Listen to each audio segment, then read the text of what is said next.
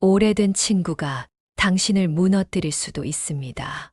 어제까지 당신의 웃음을 책임지던 사람이 오늘은 당신의 한숨을 만들어내는 묘한 순간, 그 순간을 경험해 보셨나요? 처음에는 그저 작은 균열처럼 느껴집니다. 문자에 답하기 싫어지는 마음, 약속 시간이 다가올수록 느껴지는 묘한 무게감, 그리고 만남 후 집으로 돌아오는 길에 마음 한켠을 짓누르는 이름 모를 불편함. 내가 너무 예민해진 걸까? 세상이 각박해져서 그런 걸까? 내가 너무 물질적으로 변한 걸까? 우리는 종종 이런 감정의 원인을 자신에게서 찾으려 합니다. 그러나 진실은 의외로 단순할 수 있습니다. 그 사람이 변한 것이 아니라 그 사람이 당신의 삶에 미치는 영향이 변한 것입니다. 더 이상 그 사람이 당신에게 선한 존재가 아니게 된 것이지요. 우리는 관계의 오래됨을 그 가치와 동일시하는 오류를 범합니다. 20년 지기 친구, 대학 동창, 어릴 적 단짝이라는 타이틀이 주는 무게감이 있습니다. 그 무게감은 때로 우리의 행복보다 더 중요하게 여겨집니다. 하지만 과연 그럴까요? 삶의 황혼기에 접어들수록 시간은 더욱 소중해집니다. 그 소중한 시간을 누구와 어떻게 보낼 것인지는 우리의 행복을 결정하는 핵심 요소가 됩니다. 이 글에서는 친구라는 이름으로 우리 삶에 드리운 그림자와 그 그림자에서 벗어나 진정한 행복을 찾아가는 여정을 함께 나누고자 합니다. 당신이 느끼는 그 미묘한 불편함은 당신만의 것이 아닙니다. 그리고 그 불편함을 해소하는 것이 이기적인 선택이 아니라 오히려 당신의 삶을 위한 현명한 결정일 수 있습니다. 우리 함께 관계의 무게에서 벗어나 나이 들매 특권인 선택할 권리를 되찾는 여정을 시작해 봅시다. 오래된 인연이 주는 부담감, 성공에 시기하는 친구의 비수, 그리고 그 관계에서 벗어났을 때 찾아오는 예상치 못한 해방감까지 인생 후반전을 더 가볍고 행복하게 만드는 비밀이 여기 있습니다. 장민호 씨는 올해 62입니다. 대학 교수로 30년을 일하다 5년 전 정년 퇴직을 했고 지금은 소소한 강연과 연금으로 여유 있는 생활을 하고 있습니다. 그의 두 자녀는 모두 해외에서 자리를 잡고 살고 있어 명절이나 특별한 날에만 화상통화로 만나곤 합니다. 민호 씨의 삶에 갑자기 들어온 인물이 하나 있었습니다. 대학원 동기였던 김태성 씨. 같이 논문을 쓰고 밤새 술자리를 했던 친구. 젊은 시절 서로의 결혼식에서 축사를 했고 자녀들의 돌잔치까지 함께 축하했던 말 그대로 피보다 진한 친구였습니다. 하지만 서로 다른 대학에 자리를 잡으면서 연락이 뜸해졌고 어느덧 15년이라는 시간이 흘렀습니다. 어느 날 학회에서 우연히 다시 마주치게 됩니다. 민호야, 너 맞지? 세상에, 내가 너를 여기서 다 보내. 손을 덥석 잡으며 반가워하던 그 모습에 민호 씨도 울컥했습니다. 그렇게 두 사람은 다시 만나게 되었고 처음 몇 달은 마치 잃어버렸던 시간을 보상이라도 하듯 자주 만나며 웃고 떠들고 옛날 이야기로 하루를 보내기 일쑤였습니다. 그러던 어느 날 이상한 피로감이 찾아오기 시작했습니다. 만날 때마다 태성 씨는 끊임없이 불평을 늘어놓았습니다. 자신이 얼마나 뛰어난 연구자였는데 학계의 정치 때문에 제대로 된 평가를 받지 못했다고, 퇴직 후에도 더 많은 강연 요청을 받아야 마땅한데 후배들이 그를 밀어내고 있다고 말이죠. 넌 참 좋겠다, 민호야. 항상 운이 좋았지. 좋은 대학에 자리 잡고 학생들에게도 인기 많고 나는 학교에서도 인정받지 못했어. 아직도 내 연구 성과를 가로챈 그 교수 생각하면 피가 거꾸로 솟아. 민호 씨는 처음엔 고개를 끄덕이며 공감했습니다. 그래도 힘내야지. 우리 나이쯤 되면 다 지나간 일이야. 이제는 우리 자신을 위한 시간을 가져야 할 때야. 그렇게 위로해 줬습니다. 그런데 만날 때마다 태성 씨는 끊임없이 자신의 억울함을 늘어놓았고, 민호 씨가 해외여행이라도 다녀오면 넌 여유가 있어서 좋겠다. 나는 퇴직금도 제대로 못 받아서 여행은 꿈도 못 꾸는데 새 옷을 입고 가면 또 새 옷이네. 비싸 보이는데 명품이야?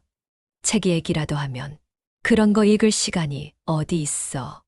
너처럼 한가한 사람이나 가능한 거지. 민호 씨는 말문이 막혔습니다. 무엇보다 자신이 뭔가 잘못한 사람처럼 느껴졌습니다. 그가 원한 건 단지 오랜 친구와 소소한 일상을 나누는 거였는데, 어느 순간부터 태성 씨는 그의 삶을 끊임없이 비교하고 깎아내리는 존재가 되어 있었던 겁니다. 결정적인 순간은 어느 가을날 찾아왔습니다. 카페에 앉아 있던 태성 씨가 말했습니다. 민호야, 내가 너한테 이런 말 안 하려고 했는데 요즘 출판사에서 책 내자고 제안이 왔어. 내 연구를 정리하는 거야. 근데 초반 비용이 좀 필요해서 300만 원만 빌려줄 수 있을까? 내가 책이 나오면 꼭 갚을게. 민호 씨는 망설였습니다. 하지만 오랜 친구라는 말이 마음을 붙잡았습니다. 그래, 한 번 정도는. 그렇게 계좌이체로 300만 원을 보냈습니다. 그런데 그게 시작이었습니다. 다음 달에는 자녀의 해외 방문 비행기 표가 급하다고 했고, 그 다음 달에는 집 수리비가 필요하다고 했고, 또 그 다음엔 의료비가 부족하다고 했습니다. 매달 반복됐고, 갚겠다는 말은 어느새 사라지고, 미안해, 너밖에 생각나는 사람이 없더라. 내가 아니면 내가 누구한테 말하겠니? 라는 말이 당연해졌습니다. 민호 씨는 서서히 무너져 갔습니다. 돈이 아까운 게 아니었습니다. 그 돈을 건네는 자신이 너무 한심하게 느껴졌습니다. 자신의 삶이 누군가의 비상금 ATM이 된 기분. 그는 한참을 고민했습니다. 나는 너무 각박한 걸까? 내가 오래된 친구 하나도 품지 못하는 그런 사람인가? 그러던 중 민호 씨가 건강검진을 받던 날, 심장에 이상이 발견되어 추가 검사가 필요하다는 소견을 들었습니다. 걱정스러운 마음에 제일 먼저 태성 씨에게 전화를 걸었습니다. 그런데 그날 태성 씨의 대답은 아이고, 민호야. 나 지금 너무 바쁘거든. 그런 건 가족들한테 말해봐. 내가 지금 출판사 미팅 준비 중이라 정신이 없어. 였습니다. 그 순간 민호 씨는 깨달았습니다. 아, 이 사람은 내 사정을 들을 귀가 없구나. 나는 이 사람의 필요일 뿐, 진정으로 걱정하고 위로할 관계는 아니었구나. 그날 밤 민호 씨는 펜을 들었습니다. 오랜만에 종이 편지를 썼습니다. 태성아, 우리 참 오래됐지. 내가 너와 웃던 시간이 좋았어. 하지만 지금의 너는 내 삶을 자꾸 무겁게 만들어. 나는 이제 나를 돌보는 일에 집중하고 싶어. 부디 잘 지내. 그리고 이 말이 우리 사이의 마지막 예의였으면 좋겠다. 다음 날 학교 근처 카페에서 그는 편지를 전해주고 돌아섰습니다. 그 길이 그렇게 가벼울 수가 없었습니다. 눈물이 날 줄 알았는데 그저 마음이 편안했습니다. 1년이 지났습니다. 민호 씨는 피아노를 배우고 동네 문화센터에서 영어 회화를 공부하며 새로운 사람들과 인사하고 웃습니다. 그는 말합니다. 이 나이엔요, 슬픈 사람을 위로하려고 내 마음을 갉아먹을 필요 없어요. 나를 웃게 해주는 사람과 웃는 게 그게 노년의 행복이에요. 이 이야기는요, 어려운 처지에 있는 친구를 무시하라는 얘기가 아닙니다. 자신의 처지를 핑계 삼아 당신의 삶에 당연하게 기대고 죄책감을 자극하고 당신의 선의를 이용하는 사람과는 이제는 거리 두어야 한다는 이야기입니다. 이제 우리는 누구를 얼마나 오래 알았냐보다 그 사람이 지금 내 삶에 어떤 영향을 주는 사람인가를 더 중요하게 여겨야 할 나이입니다. 만나고 나면 가슴이 답답한 사람, 항상 불평만 하는 사람, 내 삶을 질투하거나 깎아내리는 사람. 이젠 그 관계에서 조용히 빠져나오세요. 당신 인생의 주인은 당신입니다. 그리고 지금부터의 시간은 누구보다도 소중한 당신을 위한 것이어야 하니까요. 관계는 소중하고 서로의 성장을 함께 기뻐해 줄 수 있다면 더할 나위 없겠지만 현실은 그렇지 않은 경우가 많습니다. 이지연 씨는 한때 절친했던 친구와의 관계에서 점점 불편함을 느끼고 있습니다. 두 사람은 같은 회사에 입사해 15년간 동료로 지내며 많은 시간을 함께 보냈습니다. 그러나 나이가 들수록 지연 씨는 친구 미경과의 관계에서 불편함을 느끼기 시작했습니다. 최근 지연 씨는 오랫동안 준비해온 프로젝트로 회사에서 큰 성과를 거두었고 이사로 승진했습니다.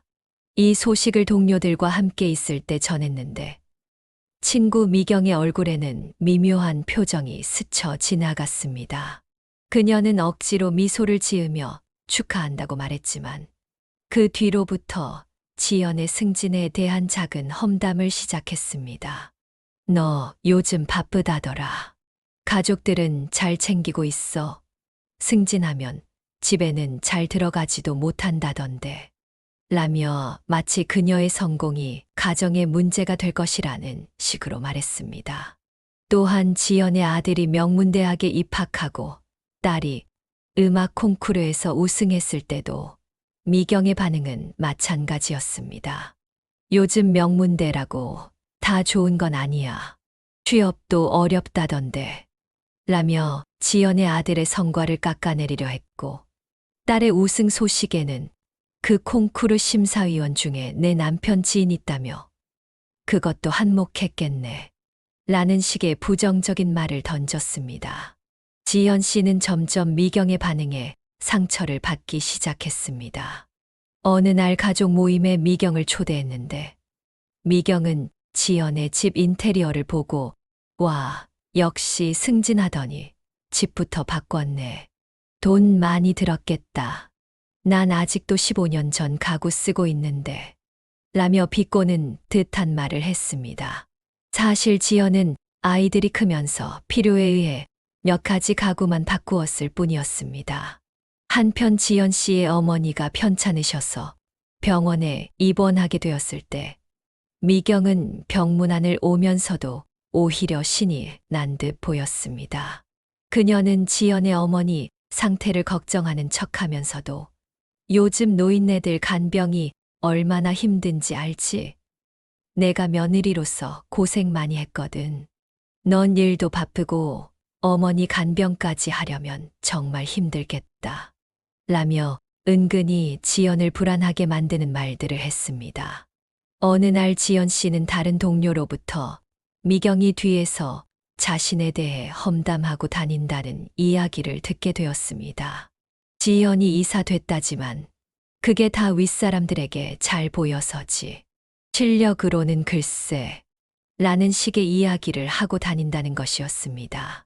지연 씨는 15년이라는 긴 시간 함께한 친구와의 관계를 어떻게 정리해야 할지 고민에 빠졌습니다. 그녀는 오랜 시간 함께한 친구를 잃고 싶지 않았지만 점점 더 불편해지는 관계에서 벗어나고 싶었습니다. 지연 씨는 결국 미경에게 솔직하게 자신의 감정을 털어놓기로 결심했습니다. 둘이 단둘이 만난 자리에서 조심스럽게 말을 꺼냈습니다. 미경아, 우리가 오랜 친구로 지내왔는데 요즘 너와의 관계에서 많이 힘들어. 너의 말과 행동이 나에게 상처가 될 때가 많아. 미경은 처음엔 당황한 표정을 지었지만 곧 방어적인 태도를 취했습니다. 내가 뭘 그렇게 했다고 그래? 난 항상 너를 생각했는데. 내가 너무 예민한 거 아니야? 성공했다고 옛 친구까지 무시하려는 거야. 지연 씨는 미경의 반응에 더 큰 실망을 느꼈습니다. 그녀는 차분히 말했습니다. 내가 성공했다고 너를 무시한 적은 없어. 다만 내가 내 기쁜 일을 함께 기뻐하지 못하고 항상 부정적인 말을 하는 게 힘들었을 뿐이야. 우리 관계를 더 이상 이어가기 어려울 것 같아. 미경은 눈물을 글썽이며 말했습니다. 그래, 넌 이제 성공했으니 나 같은 친구는 필요 없겠지. 알았어. 더 이상 연락하지 않을게. 그렇게 두 사람의 15년 우정은 끝이 났습니다. 처음에는 지연 씨도 마음이 아팠지만 시간이 지날수록 오히려 마음이 가벼워지는 것을 느꼈습니다. 지연 씨는 이번 일을 계기로 중요한 깨달음을 얻었습니다. 오랜 친구라 할지라도 서로의 성장을 함께 기뻐할 수 없다면 그 관계는 재고해 볼 필요가 있다는 것입니다. 지연 씨는 인생의 중반기에 들어서며 깨달았습니다. 오래된 친구와의 관계가 모든 것의 중심일 수는 없다는 것을요. 오랜 세월 함께한 친구와의 추억은 소중하지만 중년이 되면서 서로의 삶이 달라지고 그로 인해 생기는 갈등과 불편함은 피할 수 없는 현실을 인정해야 했습니다. 지연 씨는 오랜 친구와의 추억을 소중히 여기되 현재와 미래를 살아가는 데 있어서는 자신의 행복과 가족이 최우선이라는 사실을 받아들였습니다. 나이가 들수록 중요한 것은 자신과 가족의 행복과 안정임을 다시 한번 확신하게 되었습니다. 중년의 삶에서 진정한 우정은 서로의 행복을 진심으로 기뻐하고 응원할 때 비로소 의미가 있다는 것을 깨달았습니다. 지연은 이제 자신의 삶에 집중하며 가정의 행복을 위해 나아가기로 결심했습니다. 이번 사연을 통해 우리는 중요한 교훈을 얻을 수 있습니다. 저 또한 중년의 우정에 대해 많은 생각을 하게 되었습니다. 민호와 지연의 경험을 통해 우리는 몇 가지 중요한 조언을 얻을 수 있습니다. 첫 번째, 자신과 가족의 행복이 최우선입니다. 중년이 되면서 우리는 친구와의 관계도 중요하지만 자신의 가정과 행복이 가장 우선이라는 것을 깨닫게 됩니다. 가정의 안정과 행복이 우리의 삶에 있어서 가장 중요한 요소임을 명심해야 합니다. 두 번째, 진정한 우정을 구분해야 합니다. 진정한 친구는 우리의 성공과 행복을 진심으로 기뻐해 주고 응원해 주는 사람들입니다. 그렇지 않은 사람들과는 거리를 두는 것이 필요합니다. 오랜 친구라 할지라도 그 관계가 불편하고 상처가 된다면 그것을 유지할 필요는 없습니다. 세 번째, 남의 성공을 진심으로 축하하는 사람이 많지 않다는 것을 이해해야 합니다. 현실적으로 많은 사람들은 남의 성공에 대해 진심으로 축하하기보다는 시기와 질투를 느끼기 쉽습니다. 이는 인간의 본성일 수 있지만 그런 반응을 받더라도 너무 상처받지 않고 자신과 가족의 행복에 집중하는 것이 중요합니다. 네 번째, 솔직한 대화와 감정 표현의 중요성입니다. 관계에서 느끼는 불편함과 상처는 솔직하게 이야기하는 것이 중요합니다. 민호가 편지로, 지연이 직접 대화로 자신의 감정을 털어놓았듯이 우리는 솔직한 대화를 통해 관계를 개선하거나 정리할 수 있습니다. 중년의 삶에서 우리는 많은 변화를 겪게 됩니다. 오랜 친구와의 관계도 그 중 하나입니다. 그러나 가장 중요한 것은 자신의 행복과 가정의 안정입니다. 남의 성공을 진심으로 축하해 주는 사람은 많지 않을 수 있지만 그런 상황에서도 자신과 가족의 행복을 최우선으로 생각하는 것이 중요합니다. 진정한 우정을 소중히 여기되 그 관계가 우리의 행복을 방해하지 않도록 균형을 맞추는 것이 필요합니다. 마지막으로 남의 성공을 축하할 줄 아는 사람이 되기를 노력하며 그런 사람들과의 관계를 소중히 여기는 것이 우리 삶을 더욱 풍요롭게 만들어 줄 것입니다. 여러분들은 지금 당장 편하게 연락할 수 있는 친구가 몇 명이나 있습니까? 막상 연락하려고 핸드폰을 꺼내 연락처를 찾아봐도 선뜻 연락할 수 있는 친구가 별로 없을 것입니다. 우리의 삶은 항상 외롭다는 느낌을 받습니다. 특히 나이가 들면서 인생의 시간이 흐를수록 더더욱 그렇게 느껴지는 법이지요. 나이가 들수록 주위의 사람들이 점점 사라집니다. 왕년에는 매일같이 친구와 만나서 술 한 잔 기울이며 허심탄회하게 얘기하며 지냈는데 지금은 연락할 친구가 없어 외로운 적 많았을 겁니다. 나이가 들어갈수록 평생을 가까이서 함께 늙어갈 것 같던 친구도 멀어지고 그마저 있던 지인들도 각자의 삶을 향해 떠나갑니다. 새로운 친구들을 사귀기에는 더 힘들어집니다.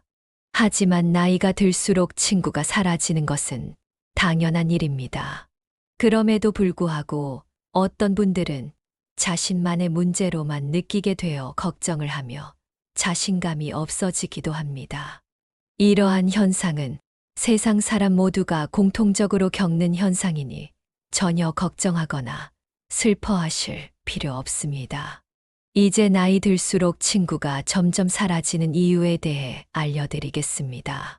친구가 점점 사라지는 첫 번째 이유는 서로의 환경 변화입니다. 사람마다 다르지만 친구들이 사라지는 이유는 환경 변화가 가장 큽니다. 어렸을 때는 한 동네, 한 골목에서 공을 차거나 고무줄 놀이를 하면서 자랐지만 세월이 흐른 만큼 사는 환경이 너무도 달라졌습니다. 인생 전반전에는 다들 비슷한 환경 속에서 직장 생활을 하고 자식들을 키우면서 살지만 인생 후반전이 되면 서로의 환경이 극명하게 달라집니다. 친구들마다 사는 수준이 다르고 대화의 관심사가 다르고 걸어가는 길, 걸어온 길이 달라지면서 친구들과 공유할 수 있는 부분이 줄어듭니다. 이런 변화 속에서 평생 함께할 것 같았던 친구들도 어느새 하나둘씩 정리가 됩니다. 또한 직장 생활을 하면서 알게 된 인연도 은퇴 후 나이가 들게 되면 일 때문에 사람을 만나야 할 이유가 사라지고 관심사나 취미도 줄어들게 됩니다. 그러다 보니 친구를 사귀어야 할 이유도 자주 만나야 할 이유도 없게 되는 것입니다. 이런 순리를 받아들이지 못하고 계속 만나던 친구라는 이유로 관계를 끊지 못하는 사람들이 있는데 이런 사람들은 괜히 자신의 마음만 다치기 쉽습니다. 현실을 받아들이고 순리에 맡기는 것이 인생 후반전을 현명하게 사는 방법입니다. 만나던 친구 하나쯤 사라진다고 인생이 크게 달라지지는 않습니다. 두 번째 이유는 인생이 무한하지 않다는 것에 대한 깨달음입니다. 인간은 나이가 들수록 대체로 50을 넘어가면 정서적 교감이 불확실한 인간관계에는 더 이상 투자를 하지 않습니다. 자신의 인생이 유한하다는 것을 몸소 체감하게 되면서 사람을 만나는 대도 가성비를 생각하게 되죠. 이러한 이유를 심리학적으로 설명하자면 사회정서적 선택, 이론 때문이라고 말합니다. 나이가 들수록 사회적 관심은 줄어들지 않지만 의욕이 떨어지고 사회활동은 위축됩니다. 어릴 때는 친구가 많으면 많을수록 즐겁고 재밌었지만 나이가 들다 보면 친구가 꼭 많을수록 내 삶이 행복해지는 건 아니구나를 깨닫게 됩니다. 매일같이 어울려 다닐 체력도 가지고 있지 않아 친구가 많은 것이 오히려 부담이 되기도 합니다. 위와 말씀드린 두 가지 이유뿐만이 아니더라도 나이가 들수록 친구는 자연스럽게 사라지게 됩니다. 왕년에 친구가 많았는데 나이 들어 연락할 친구를 찾아보니 누구에게 연락을 해야 할지 모르시겠죠? 하지만 친구가 적어진다고 해서 외롭다든지 소외감이 들어 우울해하지 않으셔도 됩니다. 당연한 이치로 받아들이세요. 나이가 들면 들수록 친구가 적어지는 건 당연합니다. 그렇게 당연한 것으로 받아들이면 친구가 하나둘 사라져도 신경 쓸 일이 적어집니다. 자연스럽게 나에게 신경을 더 쓰게 되고 나의 내면을 들여다볼 수 있는 시간이 많아지게 되니 긍정적으로 생각하세요. 독일의 철학자 쇼펜하우어는 인간은 혼자 있을 때 가장 행복하다고 말했습니다. 진정한 행복은 우리의 내면에서 오며 우리의 행복을 위해 외부 요인에 의존해서는 안 됩니다. 나이 50이 넘어가면 혼자 있는 시간이 더 많아지고 혼자 있고 싶어 하는 사람들이 정말 많습니다. 이건 정말 정상적인 일입니다. 사람은 자유로움 속에 성장할 수 있는 삶을 위해 혼자만의 시간이 필요합니다. 잘 살고 행복하기 위해 혼자만의 시간을 즐겨야 합니다. 어수선한 집단에서 벗어나 혼자서 조용하게 자신의 내면을 깊게 들여다보며 사유하고 자신을 돌아볼 수 있는 시간적 여유를 갖게 되면 삶이 균형을 이루어 행복감이 몰려올 것입니다. 혼자라는 것은 내 안에 또 다른 나 자신과 대화하고 내 몸과 마음을 다른 각도에서 바라보는 시간입니다. 우리가 혼자 있는 시간을 외롭고 고독하게 느끼는 이유는 지금 소속된 집단, 즉 사회나 가족, 친구를 잃을 수 있다는 두려움 때문입니다. 우리는 소속 의존증이라는 본성을 지니고 있기 때문에 돈이나 물건을 잃는 것보다 소속에서 버려지는 것을 더 두려워합니다. 결국 소속 의존증을 극복하고 혼자 있는 시간을 즐길 수 있게 되면 인간관계에서 오는 스트레스에서 벗어나 밝고 상쾌한 나 자신을 만날 수 있습니다. 인생 후반전에는 우리 삶과 우선순위를 반성하는 시기이며 생각을 정리하는 시간이 필요합니다. 혼자 있는 시간이 꼭 외로움을 의미하는 것만은 아니며 오히려 이 시간을 잘 활용하면 과거에 몰랐던 나의 삶과 인생을 다시 살펴볼 수 있는 좋은 기회를 제공할 것입니다. 혼자만의 시간을 즐기는 순간 자신감과 자존감이 올라가게 될 것입니다. 물론 인생을 살다 보면 주변에 친구가 없다는 것에 슬픔을 느낄 때도 있을 겁니다. 하지만 이런 상황에서는 오히려 자신이 진짜 좋아하는 것은 무엇인지 스스로 생각해 보아야 합니다. 내가 진짜 좋아하는 취미는 무엇인지, 나는 무슨 음식을 좋아하는지 스스로에게 묻고 답해 보세요. 그렇게 답을 찾은 중년들 중에는 관심 있는 분야에 대해 즐거운 마음으로 공부를 합니다. 실제로 그렇게 유튜브도 시작하고 책도 출판하고 TV에 나오는 친구도 있습니다. 남들이 보는 시선에 얽매이지 않고 필요한 것 외에 욕심을 부리지 않는 것도 중요합니다. 이렇게 하면 후회할 일도 미련도 없어집니다. 더 이상 홀로 남는 것을 두려워하지 말고 혼자여도 행복한 나로 살아가야 합니다. 또한 혼자서도 잘 지내는 사람들은 스스로에 대해 잘 알고 마음에 여유가 있어 다른 사람을 배려할 줄 압니다. 그렇다면 과연 이들이 혼자서도 편안하고 안정감을 느끼는 비결은 무엇일까요? 마지막으로 혼자서도 잘 지내는 사람들의 4가지 특징과 그 이유에 대해 알려드리고 마치겠습니다. 첫 번째는 타인에게 의지하지 않는 것입니다. 옆에 누군가 있어야 마음이 편한 사람은 자기도 모르는 사이에 상대에게 의지하고 심지어 집착하는 경우도 있습니다. 관계가 틀어질까봐 부당한 일도 참고 넘기며 상대방의 기준에 맞춰 자신을 희생합니다. 이에 상대에 대한 불만이 쌓이고 상처받는 상황이 반복됩니다. 반면 친구 없이도 혼자 잘 사는 사람들은 스스로를 지지하고 스스로에게 만족합니다. 그래서 자신의 마음을 성숙하게 다스릴 줄 압니다. 자기 기준이 명확하고 상대가 선을 넘는 경우에도 굳이 참고 희생하지 않습니다. 어떤 문제가 생겨도 스스로 해결할 힘을 갖고 있기 때문에 아쉬울 것이 없습니다. 스스로 이겨내고 해결책을 찾다 보면 생각보다 별것 아니었다는 것을 알게 되고 오히려 지금까지 본 적 없는 새로운 자신을 발견하는 기회가 될 것입니다. 타인에게 의지하는 것은 스스로의 자유를 박탈하는 것과 같습니다. 나의 모든 순간, 모든 감정, 모든 모습을 온전히 알고 있는 건 바로 나입니다. 누구에게 보여주기 위해서가 아닌 나를 위해 여러분도 자기 자신과 친구가 되어 보시기 바랍니다. 두 번째는 자신의 내면을 채우는 활동을 합니다.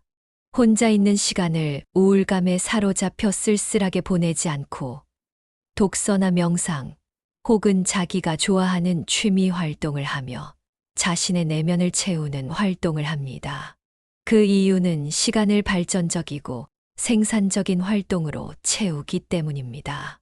혼자 있는 것이 외롭다고 느껴서 잘 맞지 않는 사람의 기준에 맞춰가며 지내다 보면 시간이 지날수록 상처만 남게 됩니다. 외로움, 자존감과 자신감 하락 등 부정적인 생각은 외부의 자극에 의해 우리 삶에 지속적으로 떠올랐다 사라집니다. 하지만 혼자만의 시간에는 나를 갉아먹는 생각으로부터 자신을 보호할 수 있습니다. 같은 세월을 살아도 시간을 활용하는 사람과 끌려다니는 사람의 차이는 나이가 들수록 확연한 차이로 나타납니다. 친구가 없는 사람의 이미지를 떠올려 보면 쓸쓸하고 영혼 없는 차가운 모습을 떠올리지만 실제로는 그 시간을 활용하는 사람들이 오히려 활력이 넘치고 인생을 즐기며 살아갑니다. 하고 싶지만 시간이 없어 미뤄두던 일들을 오늘부터 시작하고 나의 가치관과 취향을 발전시키고 시간의 농도를 깊이 있게 활용해 보시기 바랍니다. 세 번째는 새로운 도전을 두려워하지 않는 것입니다. 친구 없이 잘 사는 사람들의 대다수가 공통적으로 가지고 있는 특징은 자기만의 취미나 새로운 활동에 도전하고 이루고 싶은 꿈이나 목표를 실행으로 옮긴다는 것입니다. 항상 사람들 속에 섞여 살아가다 보면 새로운 일이나 취미를 시작하기 전에 사람들에게 그의 일이 괜찮은지 물어보고 주변으로부터 확신을 얻으려고 합니다. 그러나 주변 사람들은 그 일을 직접 해본 사람이 아닐 뿐더러 그런 사람의 조언을 참고하는 것은 실제로 그 일을 할 때는 별다른 도움이 되지 않을 때가 많습니다. 반면 친구 없이 혼자 잘 사는 사람은 하고 싶은 일을 혼자 있는 시간에 주변의 시선을 신경 쓰지 않고 실행에 옮기며 차근차근 이루어 나갑니다. 이런 경험이 조금씩 쌓이다 보면 내면적으로 강해지게 되고 스스로에 대한 확신이 생깁니다. 새로운 일을 시작할 때 누구나 설레기도 하지만 두려움도 있기 마련입니다. 다만 스스로의 힘이 강한 사람은 자신의 내면에서 확신을 얻기 때문에 타인의 말에 휘둘리지 않고 우직하게 밀고 나갈 수 있습니다. 일에 대한 성취감은 오로지 나의 몫이고 그에 대한 책임도 나의 몫입니다. 누군가 나를 진심으로 위하고 있는지 고민하기보다 항상 스스로를 진심으로 위하고 있는 자신을 믿어보시기 바랍니다. 네 번째는 모두에게 사랑받을 필요가 없다는 걸 알고 있습니다. 혼자서도 잘 지내는 사람은 타인의 평가에 민감하게 반응하지 않습니다. 타인의 평가가 맞는 말이라면 겸허히 받아들입니다. 이유 없이 자신을 비난하는 말이라면 신경 쓰지 않고 넘길 줄 압니다. 사람은 아무런 이유도 없이 누군가를 싫어하기도 하지만 아무런 이유도 없이 누군가를 좋아하기도 합니다. 사람들은 나를 모르고 싫어하는 것처럼 나의 진짜를 모르고 좋아하는 것도 있습니다. 결국 누구나 완벽하지 않습니다.